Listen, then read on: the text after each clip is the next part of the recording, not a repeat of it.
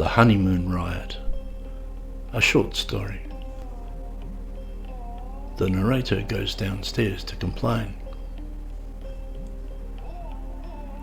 Projectiles, loudhailers, hordes in bright saris chanting "Yoi, yoi, yoi." Police and military forces had cordoned the street in front of the hotel, and soon a set of sirens blared, and flare guns held back a storm cloud of raucous agitators pushing by in a crush. Groggy and irritable, I made my way downstairs to the front desk. As I stepped out of the elevator into the lobby, the racket went up in decibels, and I could see the seething rebellion from street level. The wildly variegated rabble were surging right up against the lobby doors, which were suitably braced and manned by guards with AK-47s. The chants were unabating. There was shouting and pounding, metal on metal. No one could possibly sleep above all that. At the desk was Mr. Malupa, our concierge. He was looking dapper and was generally ignoring the events outside, instead attending to his paperwork with calm and steady purpose. I walked up and began, we checked in late last night, my wife and I, and I hated having to complain like this. It was bothersome, but I went on. You see, my wife is sleeping and, well, all this racket is waking her up. I mean, she can't sleep. Who can? I anticipated resistance. When I was coming down in the lift, I was prepared to stand my ground or demand a refund, or at least a poor review in TripAdvisor. I was prepared to say to the desk, "Listen, my good man, what's going on out there is nothing compared to what will happen if my wife doesn't get enough sleep." I'd even rehearsed the line, "It's called beauty sleep because without it, things get ugly." Instead, Mr. Malupa looked at me with professional concern and understood straight away. "Oh, I see, sir," he said. "My apologies. It is a bit noisy," I hastened to underline. I was not being unreasonable. People at that moment were throwing rubbish cans at armoured police vehicles in the hotel car park. "I quite agree, sir," he smiled. He looked up and around as if considering his options. "I will see what can be done, sir," he assured me. He motioned to a young garçon, a bellhop, standing at duty in the lobby as the riot raged on outdoors, and called him over. He then turned back to me for clarification. "Is it the honeymoon, sir?" he asked. I was a bit unsteady. "Well, you could say that," I said. "Hardly, but a man can be hopeful." This seemed to galvanise the perplexion of things, and was an important consideration to him.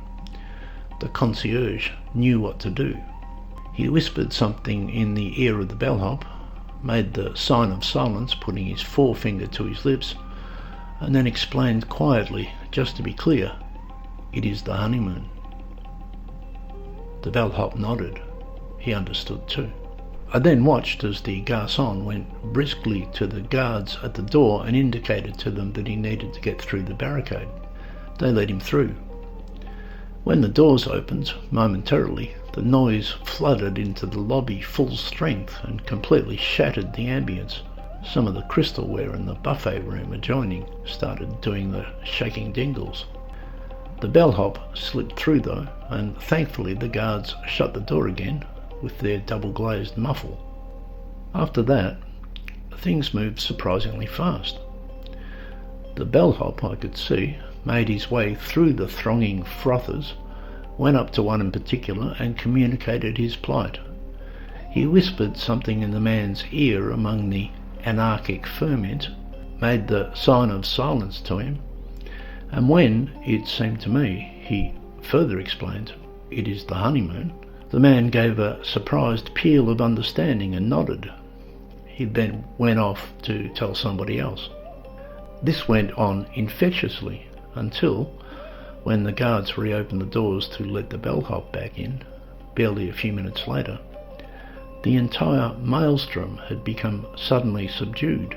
and the volume dropped in merciful increments by spontaneous whispers. I went over to the window. Military men on the street were on walkie-talkies telling their forces to desist, or at least be quiet. I went back to the front desk. "I didn't mean to be a nuisance," I said, feeling awkward. "I mean, maybe they could just move down the street a bit or something." "Yes, sir," the concierge agreed. There was plenty of street. There was no need to riot where people were trying to sleep, surely. Admittedly, it was late-ish, but not outlandishly so. Rather than move along, everyone was just quietly packing up and going home. No one seemed disappointed. Most people headed for an Italy vendor and took a cool lime juice in the shade. At this point, the bellhop returned to the front desk, reporting to Mr. Malupa, I presumed. But instead, he just stood there, straightening his cuffs and clearing his throat. I looked at Mr. Malupa. He looked at me and then looked at the bellhop. Belatedly, I caught on. I reached into my pocket, fingered some coins and flipped Garçon a gold one. "Thank you, sir," he said, and went back to his corner.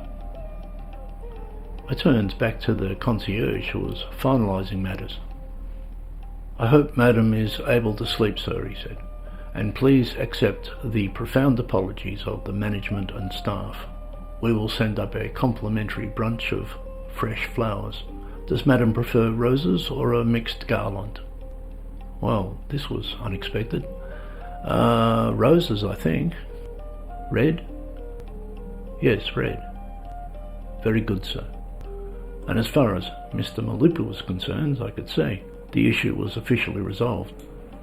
I lingered, however, gazing curiously out at the streetscape that had by that time returned to its usual but unobtrusive cacophony of tuk-tuks, chaiwallas, beggars and tin pan clatter. It was in fact a pleasant morning out there, I noted. There had been a rain burst overnight, but the emerging day looked clear and sunny. I thought Mr. Malupa might be interested.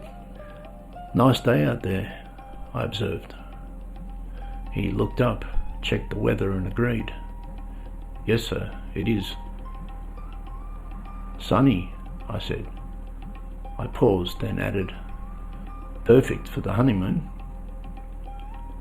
He also agreed with this. But eventually I had to wonder, and I asked, "So what was all that about?" I meant, in the name of what? His face said, "What was all what about?" as if nothing had occurred. But then it registered.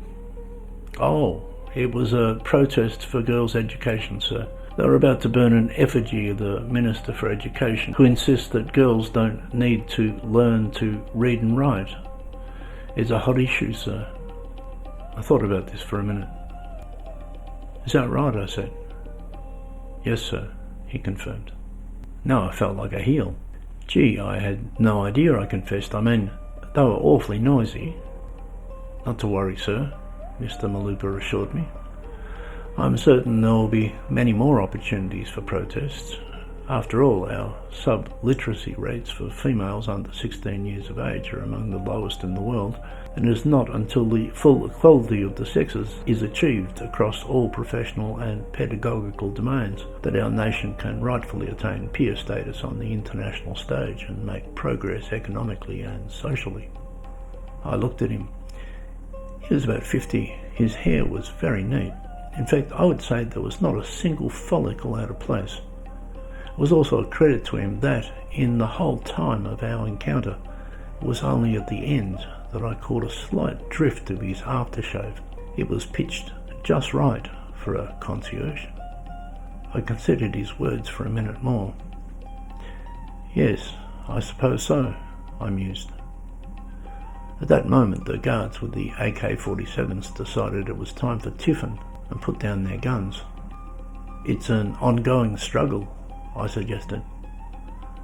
"It is, sir, yes," Mr. Malupa agreed. There was a long pause. I didn't know what next to say of the matter. I was clearly sleep-deprived. "My wife can read and write, you know," I said eventually. Mr. Malupa raised his eyebrows. I will add a complimentary gift card to the brunch, he said. She'd like that, I agreed. Before resuming the honeymoon, however, I went to the lobby doors and looked out again at where, not long before, the agitation had been. Unless I had been dreaming. Had I been dreaming? I guessed I would find out when and if the brunch and flowers and complimentary gift card arrived. As I walked back to the elevator, I waved my appreciation at the desk and Mr. Malupa waved back in reply. The doors opened and, stepping in, there was a char lady from room service with a trolley of fresh linen. I nodded good morning, but she was too shy to reply. I pressed the button for my floor, and as the lift ascended with a jerk, I started composing my TripAdvisor review. The riot was untimely, I was thinking, but the service was first class. 4.5 stars.